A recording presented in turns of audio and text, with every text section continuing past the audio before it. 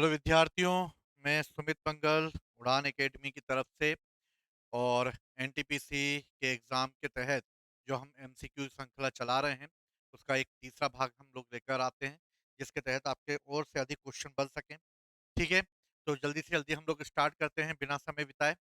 सबसे पहले अगर हम बात करें कि इस समय जो है क्वेश्चन हम लोग कर चुके हैं, महावीर जो हैं वो 24 तीर्थंकरों में से एक तीर्थंकर थे।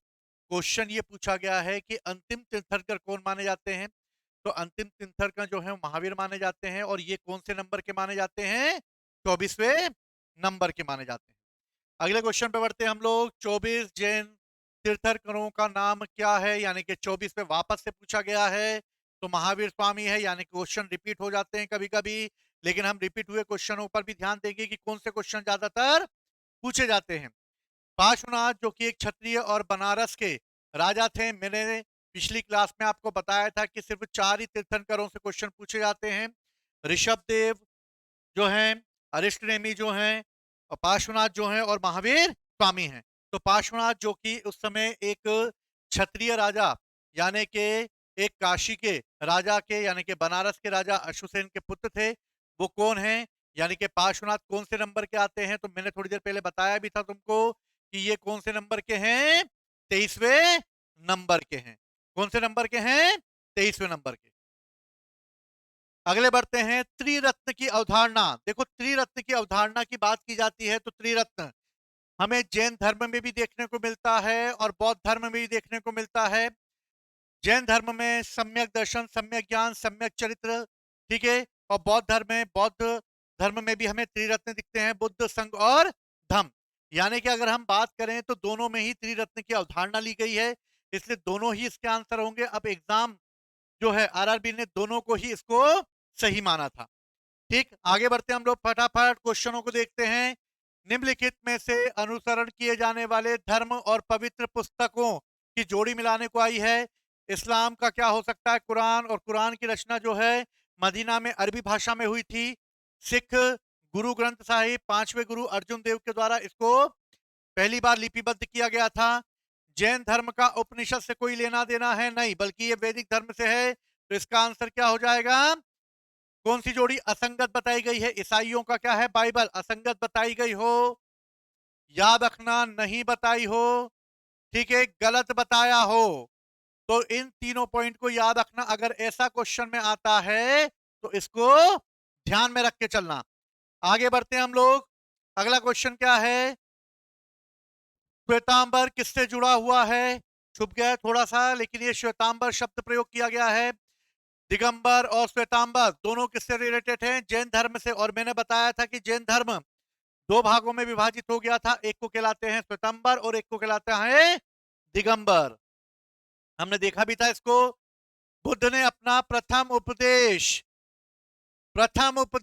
कहां दिया, सारनाथ में। सारनाथ कहां पर है, यूपी में। पहला उपदेश क्या कहलाता है, धर्म चक्र प्रवर्तन कहलाता है। देखो, ये जो एमसीक्यू सीरीज में लेकर आ रहा हूं इसमें मैं ज्ञान देने की कोशिश नहीं करूंगा, क्योंकि किताबें आप पढ़ चुके हैं। किताबें पढ़ने के बाद आप एमसीक्यू लगा रहे हैं। अगर मैं इसी को लंबा खींचूंगा, सबके बारे में बताना चालू करूंगा, तो क्वेश्चन ऑफ नंबर कम हो जाएंगे। तो हमें क्वेश्चन ऑफ नंबर ज्यादा करना है, ना कि मुझे आपको ज्ञान देना है यहाँ पर। तो इस बात को ध्यान रखना कि इसको और अधिक से डिफाइन करने में समय बहुत व्यतीत होगा, बहुत समय बेकार होगा। चीजें आप पढ़ चुके हैं क्योंकि आप लंबे समय से तैयारी कर रहे हैं, इसलिए मैं एमसीक्यू पे ही ध्यान दे रहा हूं। ठीक है, बाकी हम थ्योरी की क्लास में करते ही हैं ये सब चीजें।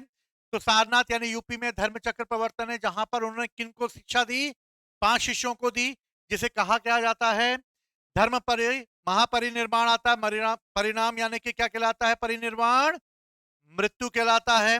धर्म चक्र प्रवर्तन पहला उपदेश कहलाता है, और महाभिनिष्क्रमण ग्रह त्याग कहलाता है।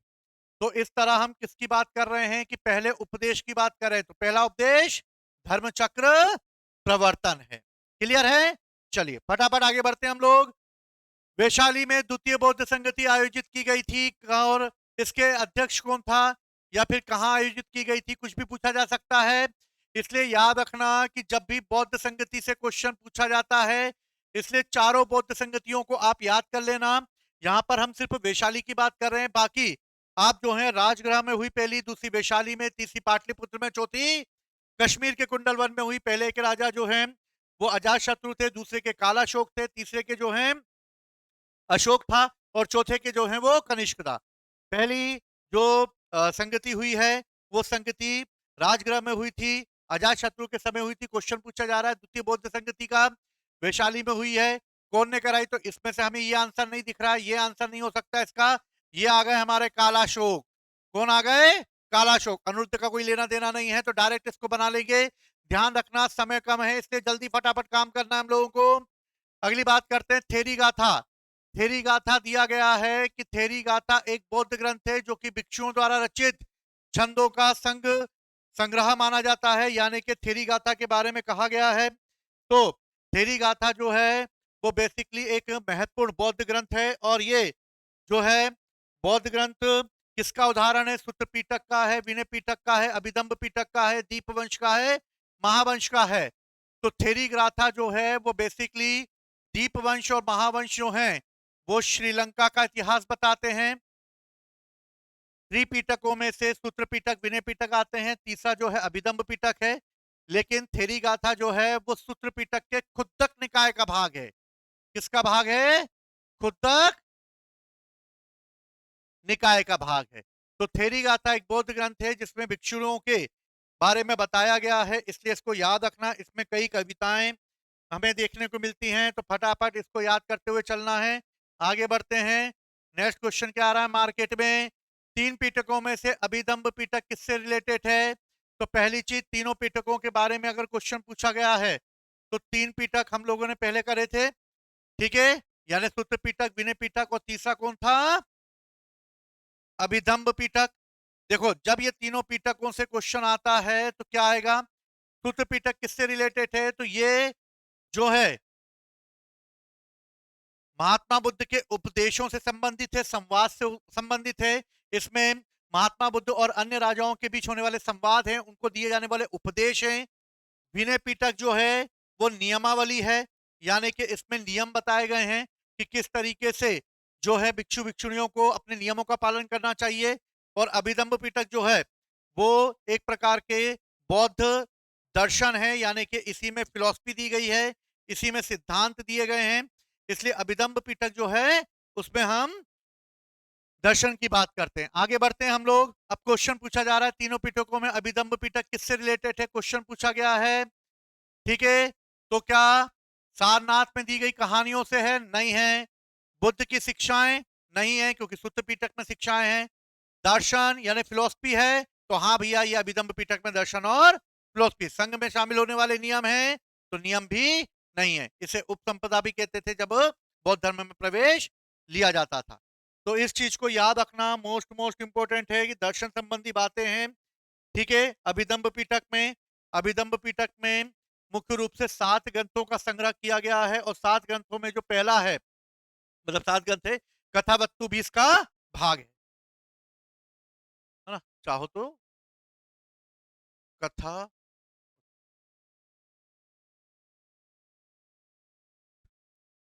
माना जाता है कि गौतम गौतम के बचपन का नाम क्या था? महात्मा बुद्ध का सिद्धार्थ। अंतिम ज्ञान की प्राप्ति उनको कहाँ हुई? तो भैया याद रखना, उनको ज्ञान की प्राप्ति बोध गया में होगी। कि पहले 6 साल, यानी कितने साल की उन्होंने? 6 साल तक स्थान पर शुद्ध चित्त में ध्यान लगाया, यानी कि मोस्ट इंपोर्टेंट जो चीज है वो ये पूछी गई है। इसी में उससे 3-4 चीजें शामिल कर दी गई हैं। तो मोस्ट मोस्ट इंपोर्टेंट याद रखना कि इसमें जो चीजें दी गई हैं उन्हीं में क्वेश्चन छुपे हुए हैं। जैसे सबसे पहले दिया जाए तो गौतम का नाम क्या है? बचपन का सिद्धार्थ। अंतिम ज्ञान क्या प्राप्त हुआ? बोध गया में। कितने वर्ष प्राप्त किया? 6 साल में। और वहां पर उन्होंने सिद्ध चित्त में ध्यान किया था, क्या कहलाता है ये? तो इतखोरी, राजगीर, ये भी नहीं होगा, ये भी नहीं होगा। प्राग बोध गया का प्राग बोधि, इसको क्या कहते हैं? प्राग बोधि। कपिल वस्तु में उनका जन्म हुआ है, इसलिए प्राग बोधि होगा। अगला क्वेश्चन देखते हैं हम। त्रिपिटक इनमें से किस धर्म के प्रवृत्त ग्रंथ हैं? त्रिपिटक हम कर चुके हैं। सूत्र पिटक, विनय पिटक, अभिधम्ब पिटक, यानी कि तीनों पिटकों के बारे में है। तो भैया त्रिपिटक किससे रिलेटेड बताता है? तो त्रिपिटक जो है बौद्ध धर्म के बारे में बताता है। अगले क्वेश्चन आते हैं, गौतम बुद्ध का संबंध निम्नलिखित में से किस गण से था? तो भैया गौतम बुद्ध को शाक्य मुनि भी कहा जाता है। उनके पिता जो हैं वो शाक्य कुल के थे, इसलिए कौन कौन से होंगे? अगर हम देखा जाए तो उन्हें कई तरीके से गौतम बुद्ध को अन्य नामों से भी पुकारा गया है, इसलिए गौतम बुद्ध को अन्य नामों से पुकारने के कारण जो है एशिया का ज्योतिपुंज भी कहा जाता है इनको, शाक्य मुनि भी कहा जाता है इनको, ठीक है। और इस तरह जो है गौतम बुद्ध का संबंध किस गण से था? शाक्य गण से। ठीक है, तो अगला क्वेश्चन आता है, भैया गौतम बुद्ध ने अपना पहला उपदेश, हमने वो लाइन देखी थी उसी में छुपा हुआ था, पहला उपदेश बोध गया, बोध गया, बोध गया, बोध गया में दिया है। कहां दिया है? बोध गया में। गौतम बुद्ध को ज्ञान की प्राप्ति निम्नलिखित में से किस शहर में हुई? तो फिर से क्या आ गया, ज्ञान की प्राप्ति की बात कर लो, या पहला जो है उन्होंने जो ज्ञान प्राप्त किया था, ठीक है, हमने पुराना क्वेश्चन देखा था, याद होना चाहिए। अच्छा, पहला उपदेश पूछा है, सॉरी सॉरी, पहला उपदेश पूछा है, तो पहला उपदेश जो है उन्होंने कहां दिया है? सारनाथ में दिया है। यानी कि उन्होंने अपना पहला उपदेश जो है वो सारनाथ में दिया, लेकिन उन्होंने जो है ज्ञान की प्राप्ति जो है वो बोध गया में की थी। ठीक है, तो इसको सारनाथ याद रखना। दो चीजें हैं, एक है ज्ञान की प्राप्ति, दूसरा है उपदेश। ज्ञान की प्राप्ति आएगी तो बोध गया में, उपदेश आएगा तो सारनाथ में, उपदेश आएगा तो सारनाथ में। देखो, जिस तरह मैंने क्वेश्चन गलत किया कोई बात नहीं, मैं भी एक आम इंसान हूं, तो इसी तरीके से आप लोग भी जब क्वेश्चन करते हैं तो जल्दबाजी, मैंने भी अभी जल्दबाजी दिखाई, तो यही मैं तुम्हें बताना चाहता हूं कि जिस तरह मैंने जल्दबाजी दिखा के क्वेश्चन को एकदम ताबड़तोड़ बोध गया मार दिया, ऐसे ही आप लोग भी ताबड़तोड़ करके सही क्वेश्चन पता होने के बावजूद भी गलत करके आ जाएंगे। इसलिए जैसे ही मैं आगे बढ़ा तो मुझे लगा कि मैंने कुछ गलत किया है, यानी कि इसमें चांसेस ऑनलाइन होता है, इसलिए तुम्हें याद आ जाता, मुझे याद आ गया, लेकिन अगर बाय चांस कभी याद नहीं आता तो स्लाइड चेंज हो जाती है और आपका क्वेश्चन गलत हो जाता। तो याद रखना, थोड़ा आराम से करना, मुझे फास्ट कराना है, इसलिए चीजें जो हैं वो थोड़ी सी हो गई। तो सारनाथ याद रखना। इसमें दूसरी महत्वपूर्ण बात जो है, ज्ञान की प्राप्ति कहां पर होगी? तो ज्ञान की प्राप्ति बोध गया में होगी, वो चार्ट हमने देख लिया था। अगला क्वेश्चन आते हैं हम लोग, निम्नलिखित में से कौन सा बौद्ध धर्म से संबंधित एक पवित्र ग्रंथ है? तो भैया बौद्ध धर्म से संबंधित पवित्र ग्रंथ की बात कर रहे हैं हम, चारों ऑप्शनों पे ध्यान देंगे। ये गलती जो मैंने की अभी थोड़ी देर पहले, ये सिखाने के लिए आपको कि आप भी इस तरह की गलतियां करते हैं। ठीक है, तनक, तनक जो है वो इससे कोई रिलेटेड नहीं है बौद्ध धर्म से। आगम जैनों का है, हदीस इस्लाम का है, और त्रिपिटक किसका है? बौद्ध धर्म का है। अगले क्वेश्चन पे जाते हैं, इनमें से कौन सा शब्द सामान्यतः एक बौद्ध मठ को संदर्भित करता है जिसमें बौद्ध भिक्षु रहते थे? तो बौद्ध भिक्षुओं के रहने के स्थान को विहार कहते हैं, यानी जहां पर बौद्ध लोग रहते हैं उसको विहार कहा जाता है। चैत्य उनके पूजा का स्थान होता है। स्तूप उनसे प्रयोग की जाने वाली वस्तुओं को या उनकी अस्थियों को रखा जाता है।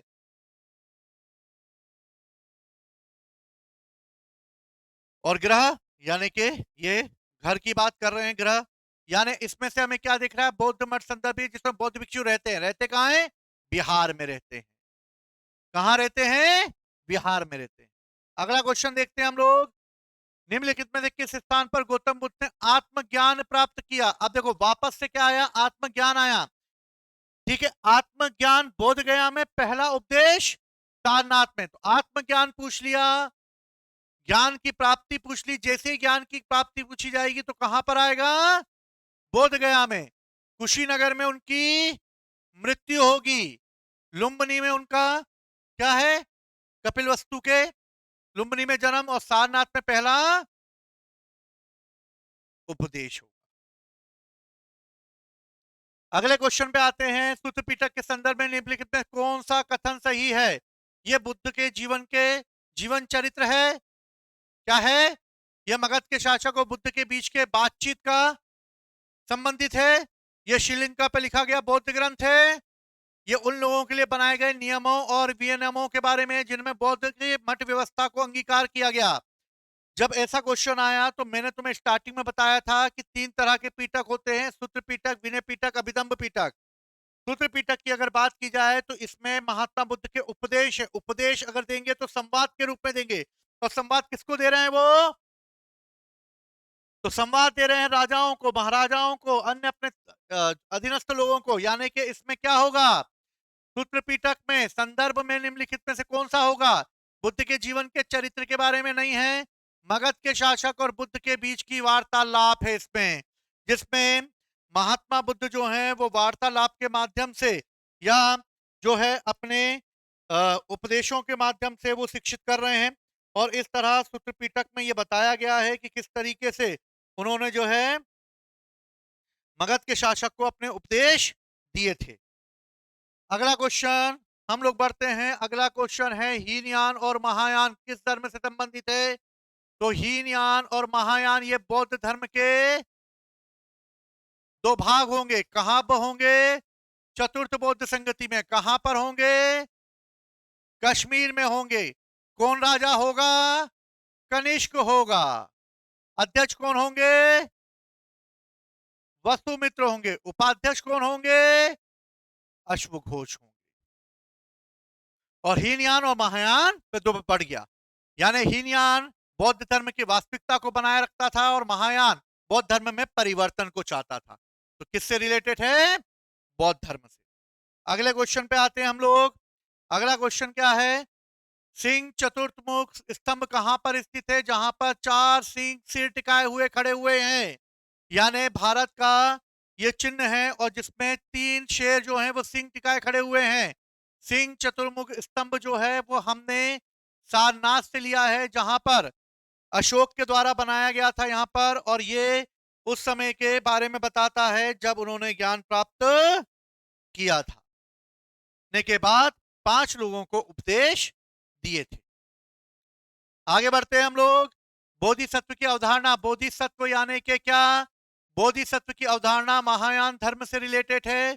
और बोधिसत्व जो है वो इस बात को कहता है कि जो मनुष्य मोक्ष प्राप्त करना चाहते हैं और जिन्हें मोक्ष प्राप्त करते समय जो है कठिनाइयां उत्पन्न होती हैं, मोक्ष प्राप्त नहीं कर पाते हैं, तो महात्मा बुद्ध के बाद बोधिसत्व जन्म लेंगे और बोधिसत्व जो मोक्ष प्राप्त कर रहे हैं उनको मोक्ष प्राप्त करने में सहायता प्राप्त करेंगे। और इस तरह बोधिसत्व की अवधारणा महायान शाखा में है और आने वाले बोधिसत्व मैत्रेय हैं। ठीक? तो बोधिसत्व जैन धर्म का नहीं होगा, सिख का नहीं होगा, हीनयान का नहीं होगा, किसका होगा? महायान का होगा। आगे क्वेश्चन बढ़ते हैं। विनय और सूत्र पिटक इनमें से किसकी शिक्षाओं का संकलन है? तो विनय और सूत्र पिटक की अगर बात की जाए तो पिटक की बात हो रही है तो भैया बौद्ध धर्म से रिलेटेड है और बौद्ध धर्म के संस्थापक गौतम बुद्ध हैं। आगे बढ़ते हैं हम लोग। गौतम बुद्ध के निम्नलिखित उपदेशों में से किसे अग्नि उपदेश के रूप में रखा गया है? अग्नि उपदेश के रूप में रखा गया है। याद रखना इसमें से अग्नि जो है यानी कि उपदेश के रूप में रखा गया है जिसमें कि पांचों इंद्रियों पर काबू करते हुए मन को शांत करते हुए किस तरीके से मोक्ष को प्राप्त किया जाए इसके बारे में बताया गया है। और धर्म चक्र प्रवर्तन ये नहीं है, अनंत लक्षांश सूत्र ये भी नहीं है, ब्रह्मजाल इसमें तो संप्रदायों के बारे में बताया गया है, कितने संप्रदाय हुआ करते थे इसमें बताया गया है। आदित्य परिराय सूत्र जो है इसी में बताया गया है किस तरीके से महात्मा बुद्ध ने अपने उपदेश दिए 5 लोगों को जिन्होंने जिस तरीके से इंद्रियों पे काबू करके अपना जो है मोक्ष प्राप्त कर सके। क्लियर है? आगे बढ़ते हैं हम लोग। अगला क्वेश्चन हमारे सामने आया है जातक कथाएं कई बार एग्जाम में पूछी गई हैं। जातक कथाएं, जातक कथाओं की बात की जाए तो जातक कथाओं का संबंध किससे है? तो जातक कथाओं का संबंध जो है वो सिख धर्म से है?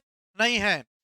जातक कथाएं महात्मा बुद्ध के पुनर्जन्म की कहानियां हैं, इसलिए जातक कथाओं का संबंध इससे नहीं होगा। जैनियों का कोई लेना देना नहीं है हिंदू धर्म से, यानी किसका लेना देना है? बौद्ध धर्म का। तो भैया जातक कथाएं महात्मा बुद्ध के जो है जन्म की कहानी बता रही है, फटाफट कहानी बताते जाएंगे ये। ये हमारी स्कॉलरशिप टेस्ट है जो कि आपको 1 जून को तैयार की जा रही है और स्कॉलरशिप टेस्ट के तहत आप 1 जून को फॉर्म भर सकते हैं। इसकी लिंक आपको डिस्क्रिप्शन में मिल जाएगी। इसके अलावा स्कॉलरशिप टेस्ट जो है उसको सभी एग्जामों के लिए कंडक्ट कराया गया है, जिसमें एमपीपीएससी, एसएससी, व्यापम, रेलवे सभी एग्जामों के लिए इसके तहत जो है वो ऑनलाइन और ऑफलाइन दोनों मोड पे रखा गया है। अगर आप भोपाल में नहीं हैं तो आप ऑनलाइन भी इसको दे सकते हैं। 100 क्वेश्चन होंगे, इसका ड्यूरेशन होगा। सिलेबस जो एमपीपीएससी का जो होता है उसके अकॉर्डिंग आएगा और जो वनडे एग्जामों का मैथ, रीजनिंग, साइंस, जीएस वगैरह उसके अकॉर्डिंग पूछा जाएगा।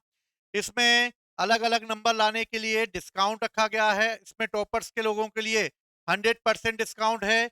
इसके अलावा 10 जो रैंक लेकर आते हैं टॉप 10 में उनके लिए 80%, फिर 50% और इसमें स्पेशल एबिलिटी और ट्रांसजेंडरों के लिए भी 50% ऑफ रखा है, जिसके तहत आप इस ऑनलाइन टेस्ट को ज्वाइन कर सकते हैं, जिसको आने वाली बहुत सारे टेस्ट सीरीज भी आपको उपलब्ध हो पाएंगी। आगे बढ़ते हैं। बुद्ध चरित्र नामक पुस्तक किसकी है? तो बुद्ध चरित्र, सारीपुत्र प्रकरण, ये सब पुस्तकें किसकी हैं? अश्वघोष की है। हेमचंद की शब्दानुसार है। ठीक है, याद रखना। बुद्ध चरित्र किसकी है? अश्वघोष की है। निम्नलिखित में से कौन सा स्थल बौद्धों के तीर्थ स्थलों में नहीं है? तो बोध गया में उन्हें ज्ञान प्राप्त हुआ, सारनाथ में उपदेश दिया, कुशीनगर में उनकी मृत्यु हुई। ग्वालियर का इसका कोई भी लेन देन नहीं है। महात्मा बुद्ध कभी भी मध्य प्रदेश नहीं आए, बहुत बार उनको बुलाना चाहा उज्जैन के राजा ने, लेकिन महात्मा बुद्ध समय के कारण नहीं आ पाए।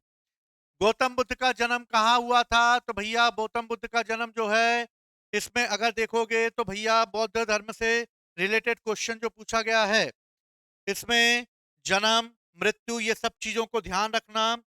तो महात्मा बुद्ध का जन्म जो है वो कहाँ होगा? अयोध्या में होगा क्या? नहीं होगा। लुम्बिनी में होगा क्या? कपिल वस्तु के लुम्बिनी में होगा, शाक्य कुल के थे ये। वैशाली नहीं होगा, मगध नहीं होगा।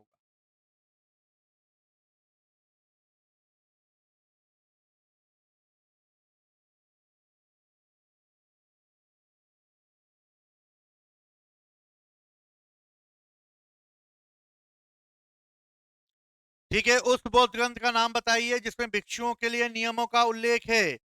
तो मैंने थोड़ी देर पहले ही तीनों पीटक बताए थे तुम्हें। तो त्रिपीटक जो है बौद्ध धर्म से रिलेटेड है। 3 पीटक होते हैं, सूत्र पीटक, विनय पीटक, अभिधम्म पीटक।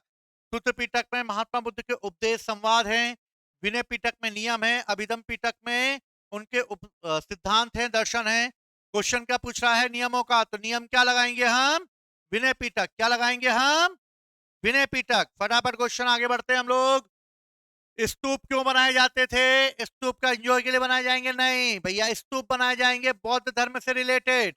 क्या हो सकता है इसमें? हमने स्तूप में क्या रख सकते हैं थोड़ी देर पहले बताया। इसमें हम किसी बौद्ध धर्म से रिलेटेड वस्तुओं को रख सकते हैं, अस्थियां रख सकते हैं। अब क्या हो सकता है? बुद्ध की पूजा करने का स्थान नहीं चैत्य होगा बौद्ध ग्रंथ रखने के लिए? नहीं भैया, इसके लिए तो विश्वविद्यालय वगैरह बनाए गए थे बाद में, धार्मिक सभाएं करने के लिए नहीं।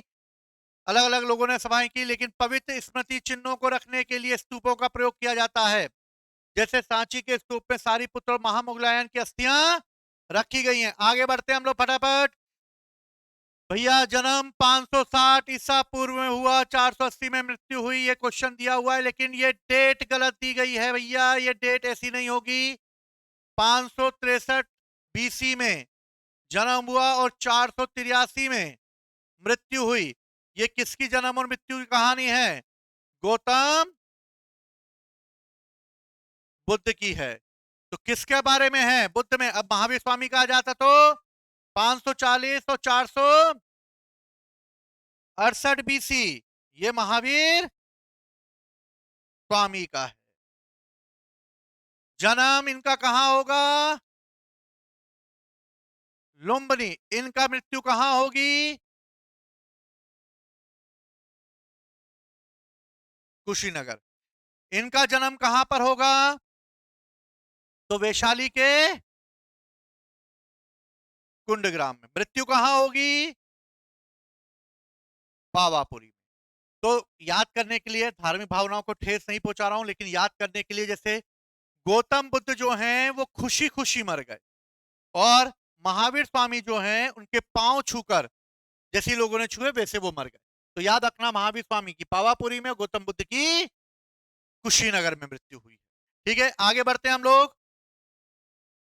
आगे का क्वेश्चन है, किस वृक्ष के नीचे रानी माया देवी ने गौतम बुद्ध को जन्म दिया? देखो ये क्वेश्चन जो पूछा गया इसमें क्या है, पहली बात, अशोक का वृक्ष जो है भैया, इससे कोई लेना देना नहीं है। पीपल के वृक्ष के नीचे उन्हें ज्ञान प्राप्त हुआ था। क्या हुआ था?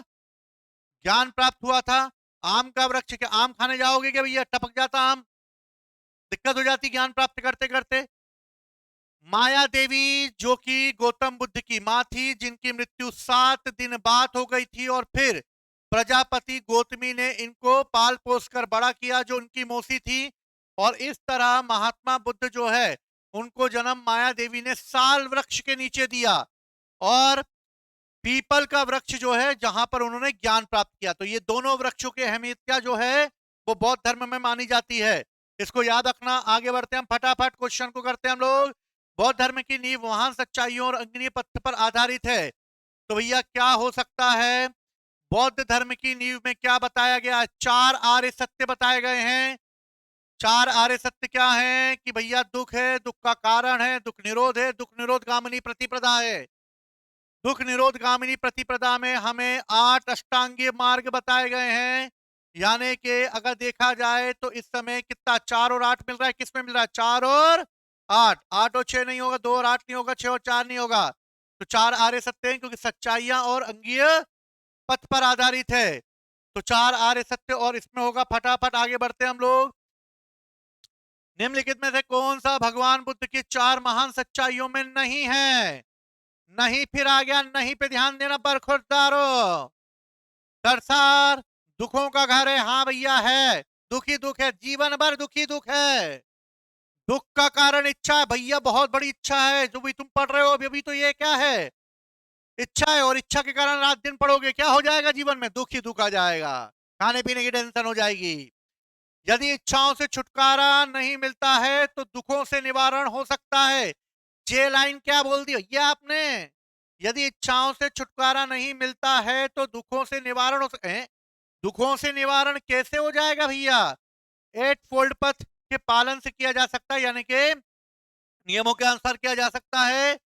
तो इच्छाओं से छुटकारा, दुखों का निवारण हो सकता है भैया, ऐसा कुछ है क्या? जो छुटकारा नहीं मिलता तो दुखों से निवारण कैसे मिलेगा भाई? त्रिपिटक पवित्र धर्म ग्रंथ कौन से धर्म से संबंधित है? फिर से वही आ गया त्रिपिटक भैया, त्रिपिटक भैया, आरआरबी एनटीपीसी की जान है त्रिपिटक। तो भैया त्रिपिटक बौद्ध धर्म से रिलेटेड है। उपदेशों में सबसे पहला संग्रह, फिर त्रिपिटक आ गया। कैसे भी पूछा जाए याद करके जाना भाइयों, त्रिपिटक। क्वेश्चन बार बार रिपीट हो रहा है, इसलिए मैंने बार बार एक ही बार डाल के क्वेश्चन खत्म नहीं किया। देखो कितनी बार पूछ चुका है वो क्वेश्चन। 2018 में भी पूछा, देखो पीछे देखते हैं हम कब पूछा। फिर 2018 में भी पूछा है, सेकंड शिफ्ट में भी, थर्ड शिफ्ट में भी। त्रिपिटक। गौतम बुद्ध ने अपना प्रथम प्रवचन कहां दिया? अब देखो आ गया प्रथम प्रवचन, ध्यान से हमने देखा था। पहला उपदेश, पहला प्रवचन एक ही बात है। कुशीनगर में नहीं, यहां तो खुशी खुशी मरेंगे, मर जाएंगे, मृत्यु हो जाएगी। पाटलिपुत्र, ये तो राजधानी है मगधों की। सारनाथ, हाँ मिल गया भैया हमारा सारनाथ। वैशाली, वैशाली में तो द्वितीय बौद्ध संगति होगी, और महावीर स्वामी का वैशाली में जन्म होगा, कुंडग्राम में, है ना। चलो अगला क्वेश्चन आते हैं हम लोग। गौतम बुद्ध ने अपना पहला फिर उपदेश आ गया, तो उपदेश तो हम भैया कहां पर देंगे? सारनाथ में देंगे। ठीक है, रिपीट हो रहा है तो इसका मतलब ये नहीं कि आपको बार बार आ रहा है क्वेश्चन तो याद हो जाएगा। बौद्ध ग्रंथों का अध्ययन करने के लिए विजयवाड़ा में कौन सा चीनी विद्वान आया था? देखो ये क्वेश्चन पूछा है, आरआरबी एनटीपीसी ने ये क्वेश्चन बुकों में से छान कर, चलनी में छान के निकाला उन्होंने, चलनी में छान छान के। अब ऐसा क्वेश्चन निकाला है, अधिकांश लोगों को नहीं पता होगा, इसलिए अगर अब ये भी क्वेश्चन आया और किसी ने नहीं लगाया तो फिर से गलत करके आएगा वो। तो याद रखना, अगर आ चुका है तो दोबारा आ सकता है। तो इसका आंसर है ज्वांग जोंग। ज्वांगजोंग, ज्वांगजोंग।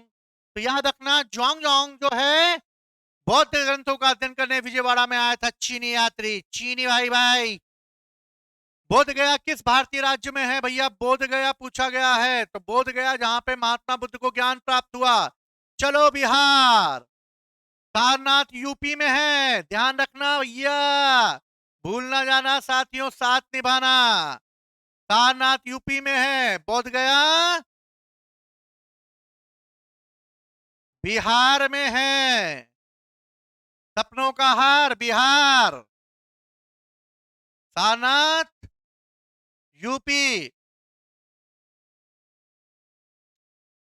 गौतम बुद्ध ने अपने उपदेशों में जनसाधारण की भाषा का प्रयोग किया। भैया जनसाधारण से निपटना है हम लोगों को। आएंगे भैया फॉलोवर्स अपनाना है। फॉलोवर्स कैसे बढ़ेंगे? आम पब्लिक को घेर लो, मार्केट की सारी, ऑटोमेटिक फॉलोवर्स बढ़ जाएंगे, तुम्हारे फॉलोवर्स बढ़ जाएंगे, आम आदमी। तो भैया जनसाधारण की भाषा क्या है? तो जनसाधारण की भाषा मगधी अभी आई नहीं है, प्राकृत भाषा चल रही है, संस्कृत ऊंचे वर्गों की भाषा है, पाली आम जनों की भाषा है। तो भैया पाली रे पाली, बौद्ध धर्म ने कौन सी भाषा पाली? पाली भाषा। और जैन धर्म ने प्राकृत भाषा, वैदिक धर्म ने संस्कृत भाषा। आगे बढ़ते हैं। जातक कथाओं के जन्य और उनके पूर्व जीवन का वर्णन मिलता है। तो भैया जातक कथाएं हमें बताया था, महात्मा बुद्ध के पुनर्जन्म की कहानियां है। ये पूर्व जन्म आ गया इनका, किनका? महात्मा बुद्ध का पुनर्जन्म की कथाएं जातक कथाओं में मिलेंगी, भूल ना जाना साथियों। 7 बार आगे क्वेश्चन देखते हैं। जैन धर्म और बौद्ध धर्म के उदय में भारत में ईसा पूर्व शताब्दी में धार्मिक अशांति देखी गई थी। भैया धार्मिक अशांति देखी गई जब जैन धर्म और बौद्ध धर्म का उदय आया।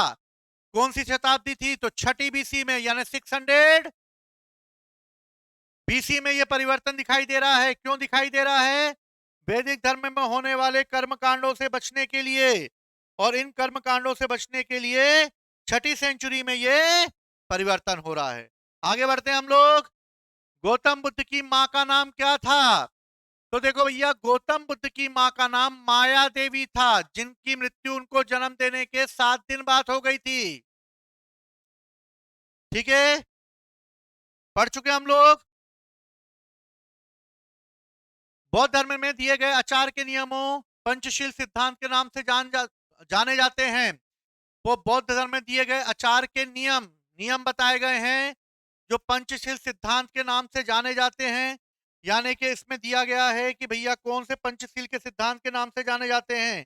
अब इस क्वेश्चन को आरआरबी ने हटा दिया था और इसका कोई भी एक आंसर सही नहीं मांगना था, लेकिन अगर मारने को आता तो तुम लोग क्या मांगते? तो इसमें अष्टांगिक मार्ग को ही मानना पड़ता, क्योंकि बाकी चीजें जो हैं वो निकृष्ट नहीं दिखाई दे रही थी। लेकिन ये क्वेश्चन गलत कर दिया गया, हटा दिया गया। अगला क्वेश्चन आते हैं। वास्तुकला में मुख्य रूप से चैत्य विहार और स्तूप, चैत्य पूजा का स्थान, विहार रहने का स्थान, स्तूप में और स्तंभ में, ये सबका प्रयोग हम किस में कर रहे हैं? मौर्यों में नहीं कर रहे, भीड़ में नहीं कर रहे, हिंदू में नहीं कर रहे। अच्छा, वास्तुकला में मुख्य रूप से चैत्य विहार स्तूप स्तंभ होते हैं। अच्छा, ये भी नहीं है ना? तो किस में होता है? बौद्ध धर्म में। तो ये बौद्ध धर्म को बीड़ लिखा गया है ना? इसको बौद्ध धर्म कर लेना। किस में होते हैं ये? बौद्ध धर्म में होते हैं।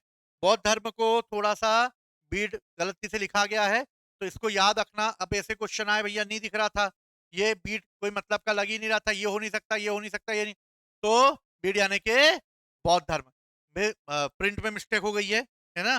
माफी कर दे देना भैया, छोटा मोटा इंसान समझ के, मोटा मतलब मोटा मत समझना ज्यादा, ठीक है। बौद्ध तीर्थ स्थल में दांत का मंदिर, दांत, महात्मा बुद्ध का दांत। भैया महात्मा बुद्ध के दांत के पीछे बहुत भागे हैं लोग।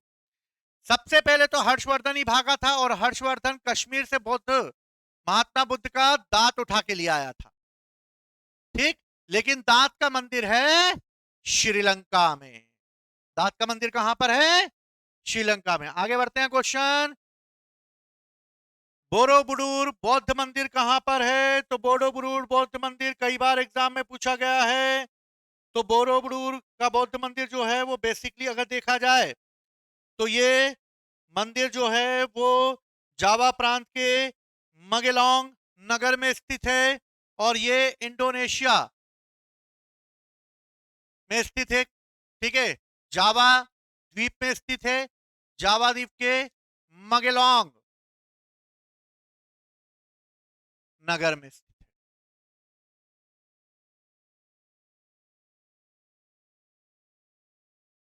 अगला क्वेश्चन, जहां ये मानते हैं कि भगवान बुद्ध ने अपना पहला उपदेश दिया, सारनाथ में दिया, उस स्मारक का नाम बताएं जिसे सीट ऑफ होली बुद्ध भी कहा जाता। अब ये क्वेश्चन पूछा गया है कि भैया भगवान बुद्ध ने अपना पहला उपदेश दिया, हमें तो पहला उपदेश पता है सारनाथ में दिया है उन्होंने।